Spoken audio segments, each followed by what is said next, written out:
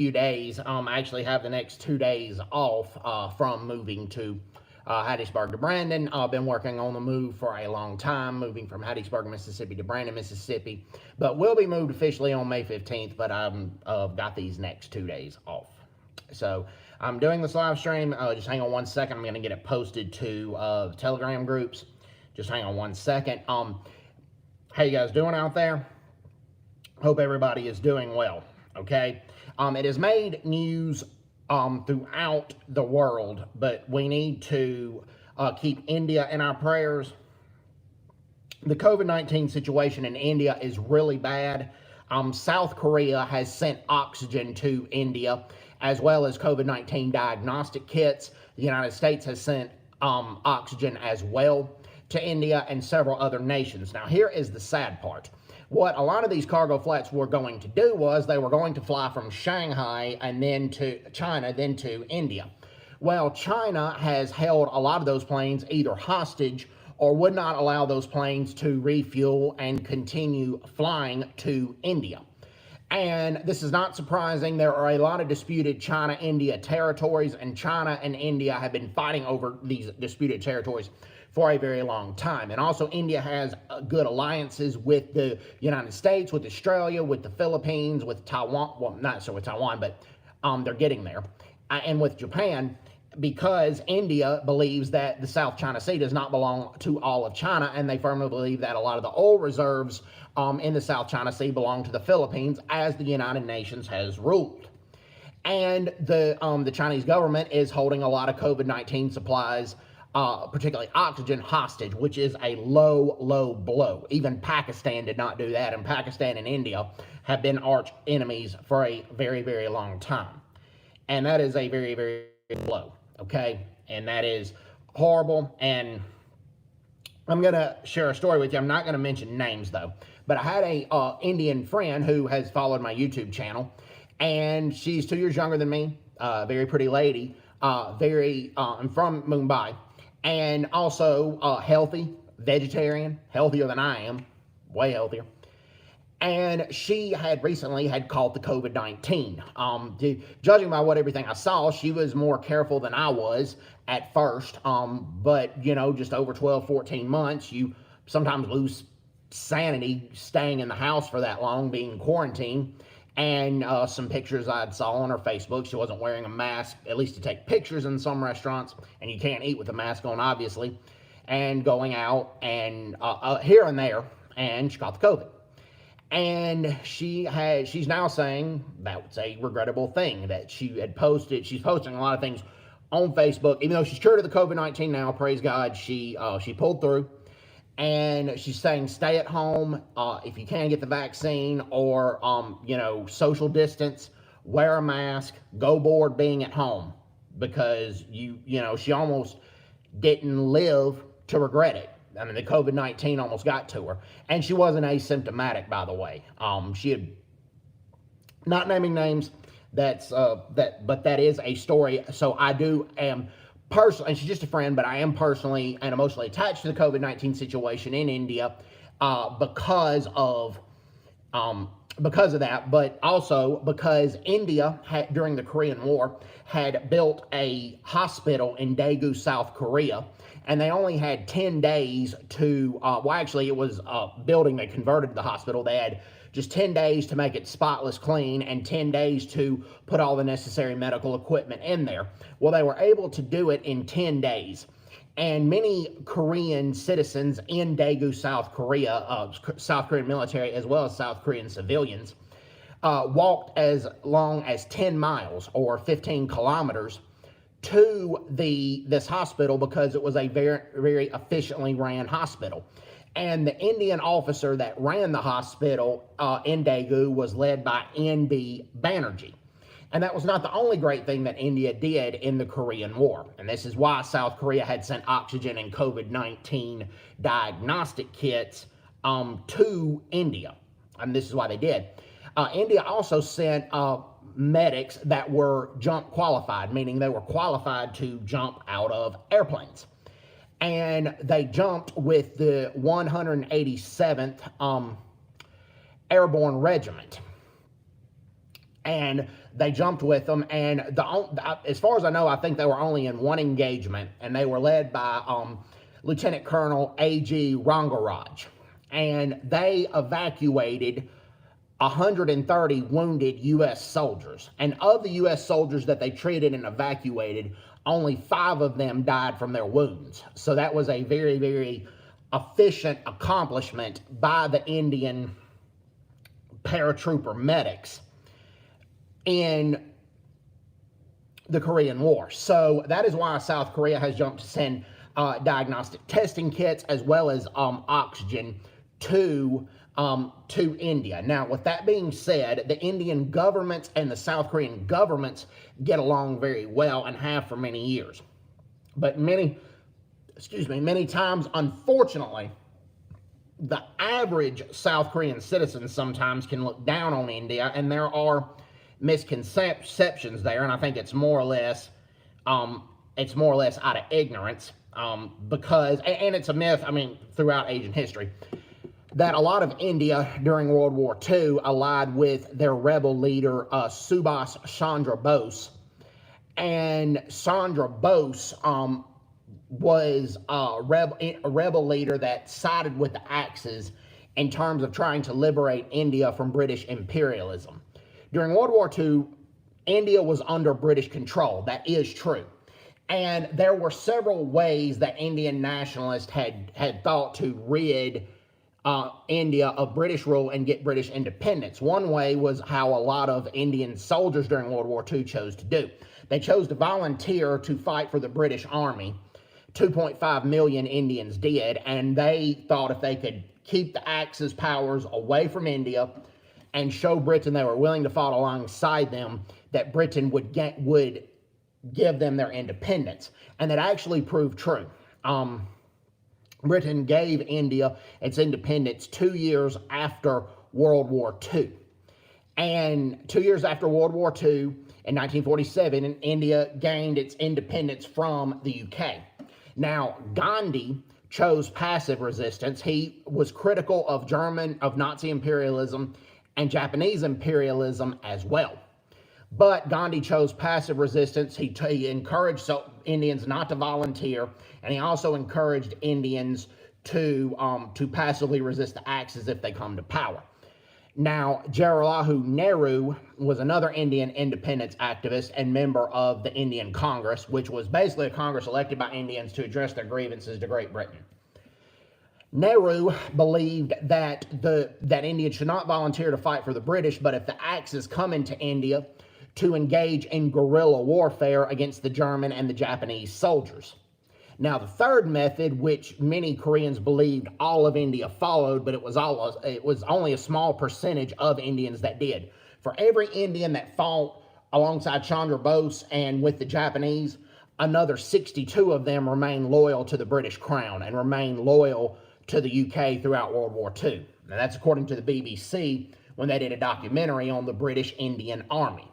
Okay, now here's what happened.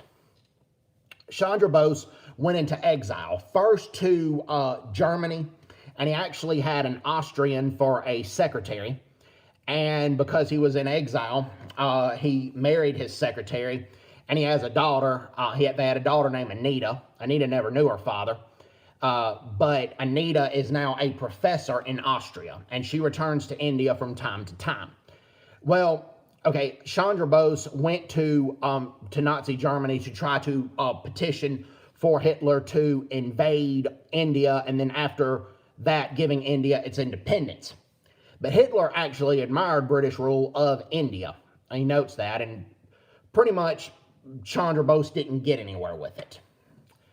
The Indian national anthem, though, the current Indian national anthem was actually made in Hitler's parliament building, but it was an anthem for Indian independence, not for Adolf Hitler. But Chandra Bose didn't get anywhere, so he got tired of it, so he requested that the Germans send him to Japan. So the Germans sent him on a submarine and transferred him to Japan. And the German-Japanese submarine couldn't get close together. They still had to take a rowing boat to get him to the Japanese submarine, and there were sharks surrounding it, but he got there. Well, Chandra Bose, when he got to Japan, he asked Japan to help him be commander of the INA, the Indian National Army, and Japan granted his wish. But the reason Japan granted Chandra Bose's wish is because there was a previous Indian prisoner of war who was a Japanese prisoner of war named Mohan Singh, who was a captain. Well, Mohan Singh had... Cameron Ingelbert says, hi, Brett, long time no see. Hey, Cameron, how are you? Long time no see. Well, okay, Mohan Singh did not started the INA, but he quickly resigned his commission because he said the Japanese don't care anything about Indian independence. All this is a puppet army for the Japanese. So Mohan Singh went back to being a prisoner of war. And the Indian prisoners of war who refused to join the INA, the Indian National Army, were sometimes used as target practice for Japanese riflemen. And there was an Indian soldier in the BBC documentary who was served as target practice, but fortunately his wounds were not fatal, and as soon as he got shot in a non-fatal area, he pretended to die and faked his death. He eventually escaped back to British lines. Well, and also the ones that refused to join as well were subjugated to torture and starvation.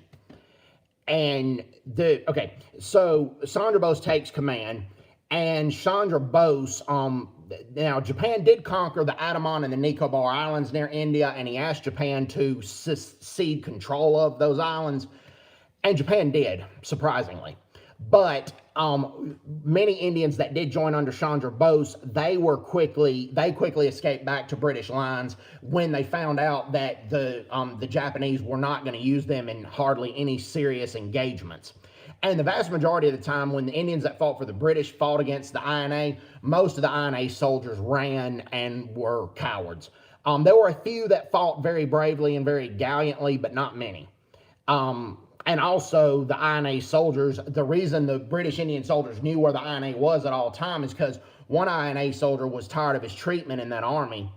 He went to the British Indian military and offered them key intelligence to what was going on. So, not that many Indians had fought for the INA, unlike what is believed in South Korea. And it can be believed in America, too. It's just America had a capacity to forgive Japan what happened in World War II, so America really tolerated India and Japan's still strong alliance. And America realizes that the Japanese government of today is not the Japanese government that was in World War II. So, I just wish, and also the British Indian Army played key roles in the Pacific Theater of World War II in the battles of Imphal and Kohima in Myanmar. And in India, they crushed Japanese invasions there. And Japan had such a loss that Japan's arm would never attempted an invasion of India again. And most of those soldiers were British Indian soldiers, Indians that fought for the British in the battles of Imphal and Kohima. And those were some of the more important battles of World War II that are largely overlooked by many Americans and also many South Koreans. So that's a myth that I'm trying to correct in this situation. Now, since most of my viewers are South African, I'm going to talk about what's going on in South Africa. Recently, Cyril Ramaphosa, believe it or not, addressed that corruption is a major problem in South Africa. And Cyril Ramaphosa had addressed that that corruption has led to many mistrust of the government, and the government needs to be an organization that people trust. I agree with that statement. I agree with that wholeheartedly. But here's where the ANC commonly like to do. Sometimes they'll blame their own cadres. Cyril Ramaphosa admitted that most of that was during the Jacob Zuma era.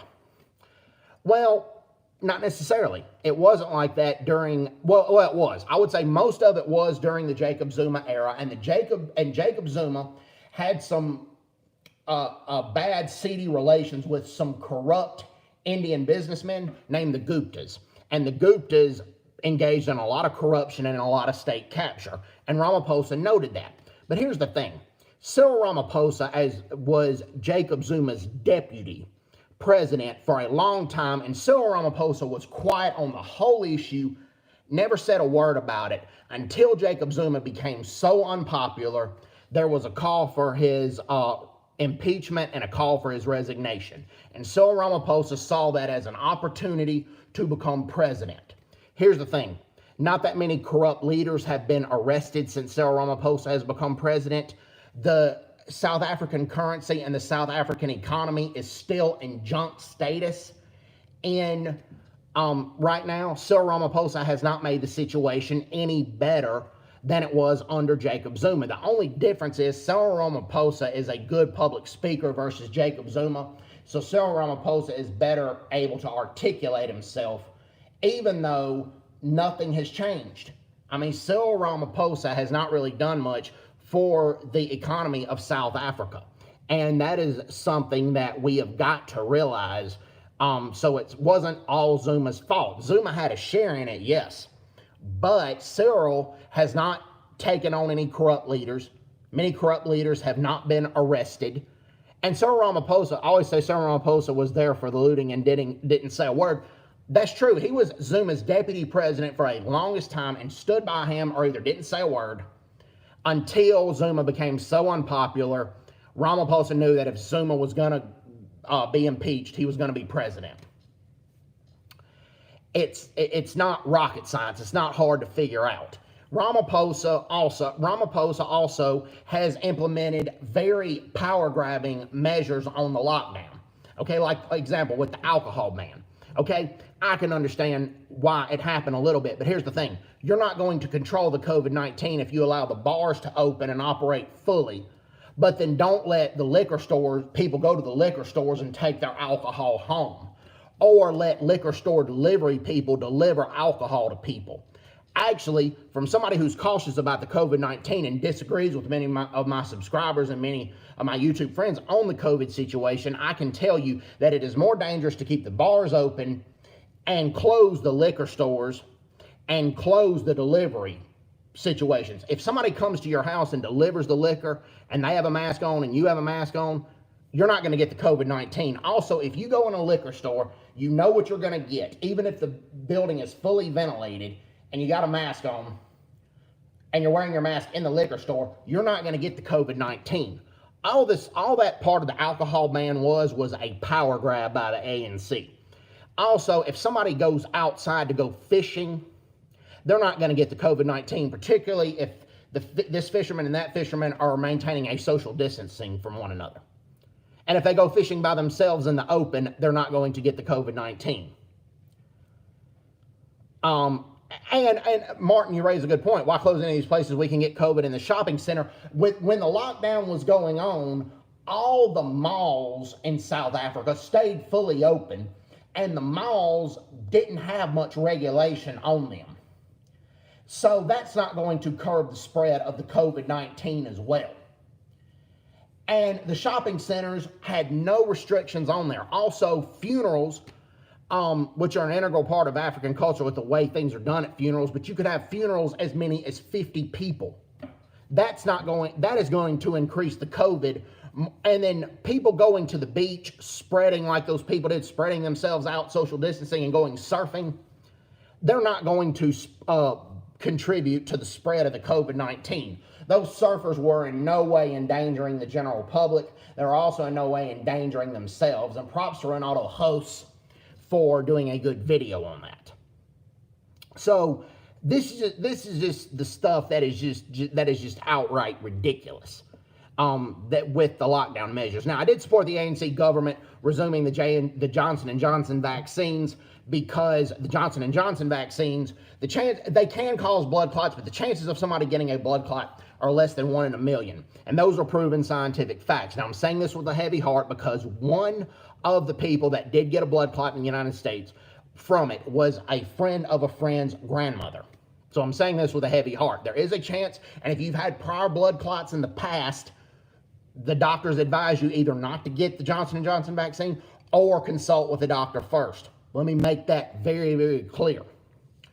So that's that, okay? So this whole thing, I mean, and then NPR, National Public Radio, did a segment, and National Public Radio is public media in the United States. We normally don't get news out of South Africa, but when we do, it's rare. The reason we pay attention to it is because when we do get the news, it's such a rare case, rare situation. Well, the NPR recently did a story on the South African alcohol ban, and it is true that when the ban was going on, that alcohol bar fights, nobody was there because they got cut in a bar fight or shot. Nobody was in there because of alcohol poison. Nobody, I mean, that is true. But I will say this, and I'm saying this hard, but everything I've heard in South Africa with the crime, the murder rate is 7 times higher than the United States. The farm murders are out of control. South Africa has one of the world's worst rape crises, one of the world's worst child molestation crises.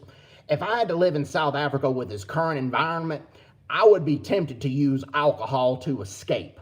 Americans don't have, I mean, we have rough areas and we have problems just like any country, but compared to South Africa, our crime problem is low. And we're one of the more dangerous developed countries, but still, South Africa's murder rate is still 7 times higher than that of the United States. They're averaging over 50 murders a day. There's almost no safe areas in South Africa with the exception of Orania. Now, malls in and of itself before the COVID were safe, the malls themselves, but there are still not too many safe areas in South Africa. Table Mountain used to be, but the crime, hikers are getting mugged left and right now on Table Mountain from everything that I've read and researched.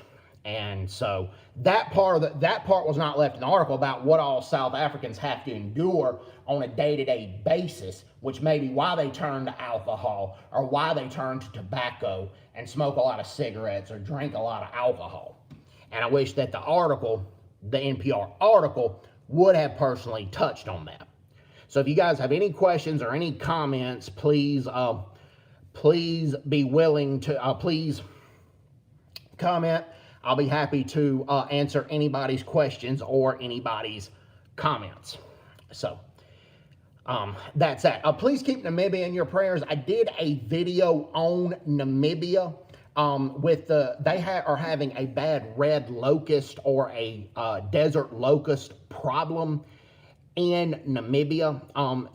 These desert locusts have destroyed over 700,000 hectares of grazing land, primarily used for cattle or for goat or for several agricultural animals.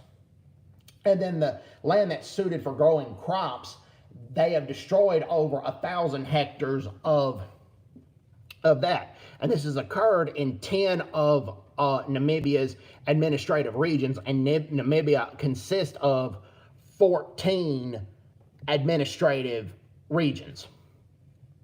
So, I want to talk about that. Now, is North Korea, do they have 0 COVID-19 cases? I'm not talking about South Korea, I'm talking about North Korea. Do they have 0 COVID-19 cases? We don't know. Well, here's the thing. They may not, okay? But what we can say is this. Because North Korea isolated itself from the entire world, which was not a thing to do, by the way. North Korea isolated itself from the entire world. They shut the country down. They put border fences up, everything. Because their medical system is so broken, their medical system is just destroyed. They don't have even the basic medicines to treat COVID-19. They don't have anything. And they don't have basically things to treat basic diarrhea, stomach virus. They don't have even flu shots in North Korea because their medical system is so broken. So the whole country had been isolated off. And it has been difficult for countries that have relations with North Korea for their ambassadors or for foreigners to leave. The current Russian ambassador to North Korea is talking about when he goes to the grocery store, he can't even find basic foods for him and his family. And many North Koreans are starving because North Korea is not allowing any food imports and they're not exporting any food. And he had recently left North Korea, I believe, him and his family, and it took his family 34 hours to be able to leave North Korea because North Korea has isolated itself from the entire world.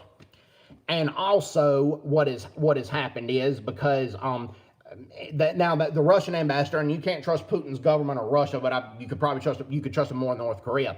The Russian ambassador to North Korea also had said he doesn't believe there's any famine in North Korea, but many North Koreans are going more hungry because basic foods are in such low supply because North Korea's isolated itself. The North Korean government-run airline Air Koryo flies from Pyongyang, its capital, to Vladivostok, Russia.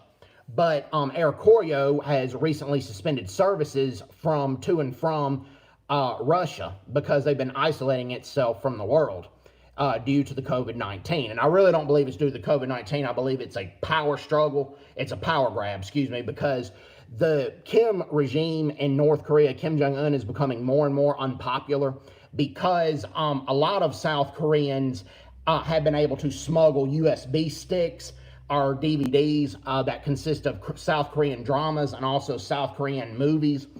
And that shows more of the truth than what North Koreans get about what South Koreans live like. They're told that South Korea is a much poorer country, that South Korea is a fourth world country, and that South Koreans are starving more than North Koreans. But when they see these South Korean dramas, they know the truth about what's going on. And then also American DVDs and American movies are being shipped in North Korea via these USB sticks. And a lot of these USB sticks can be sold on the black market for a pretty high price because North Koreans are becoming more eager to learn what the outside world is really like. So COVID was used as an excuse, I firmly believe, and I believe it was a power grab, and it was way worse of a power grab than what the ANC has. I firmly believe. So that's what's going on in North Korea. Now, what is going on in Chad? Not China, Chad. What's going on in Chad, Africa? Many of you guys know that Chad's president had died. He died visiting the troops on the front line. Chad has been a vital ally to the United States and to France in the war on terror. Well, Chad's president had recently died because he was visiting troops and radical Islamic terrorists and rebels operating out of Libya. If you guys want to see my cat, there's a family cat right here. Her name is Squirt, and we've had her ever since she was a kitten. We've had her for 14 years. She's an American short hair, and she's like a black and white cat, and the coat that they call that is tuxedo. And there you guys see the family cat right there. But what is going on in the country of Chad right now, okay, there is protest to radical Islamic rule, but 5 people in Chad have been killed as a demand to return for civilian rule because the current ruler of Chad is also named Idris Deby. Mahamat Idris Deby, he is the son of the late president. But Mahamat Idris Deby is a general, but what he's trying to do is to set up a panel right now, and it's going to be temporary military rule, but then the panel is going to try to go to a democratic transition as soon as possible. The problem is the country of Chad is in the middle of a battle with radical Islamic insurgents, and the Mahamat Idris Deby is having to, damned if he does, damned if he doesn't. Because if he has immediate elections, then the rebels and also the radical Islamic terrorists are going to capitalize on that and then attack the country like they did his father and killed his father when his father went out visiting the troops. But if he seizes power immediately and declares martial law, they're going because he has to fight the terrorists, then they're going to say he's trying to grab the power for himself. So please keep the nation of Chad in your prayers. So it's just a bad situation in Chad, also a bad situation in Mozambique as well. Bad situation in Mozambique. But okay, the reason that I wanted to discuss the situation in India, I'm not trying to convince anybody whether the COVID-19 is real or not. This is not like I'm always right, because I'm not always right up in your face. It's just they are going through a lot right now. A lot of hospitals, both public and private, have had bad oxygen shortages. That's why the oxygen tanks now, when they go to the hospital, they get police escorts to go to the hospital because the oxygen tanks have to be delivered there. They have to be delivered there quickly. I mean, this one lady, that in Delhi, the capital of India, she was about to get rid of the COVID. The COVID was going down, and she was about to start a recovery process. But her oxygen tank quit on her, and she died due to lack of oxygen. And that is just a bad situation to be in right now. And India today had reported on this, and it's just a horrible situation. Now, I've talked about this before, and I firmly believe if people don't want to get the vaccine, they don't have to. Okay, as much as I support getting the vaccine, I don't believe anybody should be forced to get the vaccine. The only time I would be okay with that is if somebody was convicted, not arrested, convicted of a violent offense, and they were in prison, and they were around all these other prisoners and the prison guards. In any democratic country, you have some rights, but when you have been convicted and sentenced, a lot of your rights constitutional rights have been given up. Not all of them, but a lot of them have. That would be the only time I'd be okay with a forced vaccination. But we're a democratic country, and we don't need to be forcing people to get vaccines that don't want them. However, the countries of India and the countries of South Korea typically want the Pfizer vaccine, or they want the Moderna vaccine. And at least in Mississippi, there's probably about 50% of the state's going to get the vaccine, and then another 50% is not going to get it. And if people are not going to get the vaccine, then why not give the vaccine to our allies who are wanting it? Because so many people in the U.S. just will not get the vaccine, and the vaccines are just sitting there in the freezer. So why not get the vaccine to our allies like India and South Korea for people who wish to be vaccinated? That's the way I see it. Now, if you want to ask about my life with COVID-19, as I pointed out, I go to movie theaters, but I wear a mask in the movie theaters. I don't get popcorn at the movie theaters. I still won't go inside restaurants. Now, I will go to outdoor sporting events like a baseball game, but indoor sporting events like a basketball game, I'm still skeptical to go to, or a hockey game. That'll probably change in the future, though. I do go inside stores now. I'll go inside a library, wear a mask, be there for about an hour, read a book, library or a bookstore. I'll do that. I'll do that as well. I'll do that. But the thing is, okay, the state of Mississippi on Monday had 638 new cases and 3 new deaths. Most of those cases were from the weekend. And I'm not going to go into detail for people who refuse to get the vaccine. That's their business. That's their protocol. That's their decision. But when people get the vaccine, sometimes they don't get it properly. Like if you get the Pfizer vaccine, after your first injection, you're supposed to wait 10 days before you're 90% immune. Then you go get your second injection a month later. And then after your second injection, it's 10 days before you're 5% more immune, where you're 95% immune. It's not like it's not like the flu vaccine. It's not like you just get the vaccine and you're automatically protected from the COVID-19. It doesn't work that way. And there are people that don't follow vaccination protocol when they choose to get the vaccine. So that's my view on the thing. That's actually the truth. And then Tuesday, Mississippi went down to 172 new cases, but no new deaths. But then yesterday we had over 300 cases. So that's just what is going on in my home state. I'm just saying, whether if you agree with it or whether if you disagree with it, that's what's going down in the United States right now. That's just what's going on. Whether if you agree with it or not, that's just what's going on. So that's that. And okay, and in South Korea, it's not all the government's fault, but a lot of it is, with the vaccine being distributed. Now the thing is, you have priorities, which are senior citizens, people over 65, and healthcare workers. Then you have, I can't remember what the second group is, but then the third group of people is teachers. No, I think the second group is first responders. The third group is teachers and soldiers. And South Korea has a mandatory military service for all South Korean men, where South Korean men have to at least serve 18 months in the military as part of being South Korean citizens, if they're able-bodied and if they pass the physical. But current soldiers and teachers, I believe, is the third group. And then the fourth group is just everybody else. Well, there are many people over 65 that don't want the AstraZeneca vaccine because they believe the AstraZeneca vaccine causes blood clots. But that report was unfounded. That is not true on the AstraZeneca vaccine. However, the AstraZeneca vaccine does fine 70% against the original China strain of the COVID-19. But the AstraZeneca vaccine does not do well against evolved strands like the South Africa strain. And there are South African English teachers in South Korea for two reasons. One, because South Africa's economy is in junk status, as you guys know. And number two, because South Africa helped South Korea in the Korean War. South Korea has helped those people out by offering South Africans who have college degrees chances to teach English in South Korea. So the South African strain has been found in South Korea, but it's not spread very well.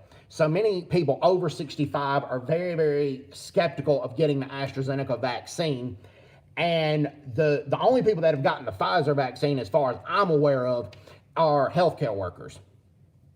So many senior citizens are refusing to get the AstraZeneca vaccine, but the government's not moving to from the first group of people to the second group of people, even though so many people are refusing them. So the government is not being flexible in these situations, and typical in East Asia, I've seen it's a lot of South Korean and a lot of Japanese bureaucrats, not all of them, I've seen some that are very flexible, but a lot of them are not very flexible and they don't have any flexibility. They're choosing to go by this protocol, even though this protocol is not working, and only 4% of South Korea's population has been vaccinated.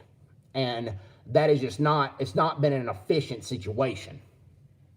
So I just wish it would get better. So that is what's going on in South Korea in regards to the vaccine. So yeah, that's what's going on in regards to the vaccine. So just hang on one second. I wanted to keep up to date on what's going on in Myanmar. In Myanmar, it's just a mess right now. Rockets fired at 2 Myanmar air bases. There are no casualties. But here's the thing. You really can't blame the Myanmar citizens for doing this. Over 700 peaceful protesters have died at the hands of Myanmar's military. Their military had overthrew Myanmar's democratically elected leader Aung San Suu Kyi. And they said Aung San Suu Kyi's re-election was fraudulent, but they didn't provide sufficient evidence. They didn't provide any evidence. So they just took power in a coup. And there have been peaceful protests all throughout the nation of Myanmar, but over 700 peaceful protesters have either been arrested or killed. And unidentified attackers, and what Al Jazeera reported is unidentified attackers fired rockets at 2 Myanmar air bases. When was a coup not a mess? I honestly don't know. I really don't know. Unidentified attackers fired rockets. Well, I take that back. In Egypt, when Morsi got overthrown by Sisi, it hadn't been a mess then, and Egypt re-signed their peace treaty with Israel. And I really believe that Morsi, he was democratically elected, but once he got to power, Morsi would have tried to seize power for himself. Morsi had persecuted Christians at a lot higher rate. Sisi still does, but not as bad. And Morsi had wanted to implement Sharia law, which is not democratic in and of itself. So when Sisi overthrew Morsi, and there were a lot, and Sisi actually studied at U.S. Army War College, but there's never been any credible evidence that the U.S. was behind the coup. Barack Obama actually supported Mubarak being overthrown by Morsi. And I don't think Obama's a terrorist or anything. I just think people were very, very naive to Egypt's revolution against Mubarak. But Morsi had studied at War College. He was in the Egyptian military. And Morsi had blamed U.S. foreign policy on the September 11th attacks, which I disagreed with Morsi on. But Morsi also was very, very respectful in his views. He presented it very professionally, very respectfully, and he didn't excuse U.S. foreign policy for a lot of things that ISIS has done or the things that Al Qaeda has done. In that sense, he did not support radical Islam taking over the Middle East. So for Sisi to overthrow Morsi, many U.S. soldiers who studied with him said he had to have a good reason to. But that's the only time I believe that a coup was never a mess. That was the only time I can honestly think of, to be honest with you. And the unidentified attackers fired rockets. There were no casualties. But this is another sign of deteriorating security in Myanmar. And the Myanmar military uses torture tactics on protesters. That's the latest thing also reported by CNN on Myanmar. And the Southeast Asian Association of Southeast Asian Nations allowed Myanmar's military leader to attend the summit, which I think was a bad error and bad mistake. He's an unelected leader, and he was somebody who overthrew a democratically elected leader for no reason other than to seize power for himself. And they're allowing him to attend the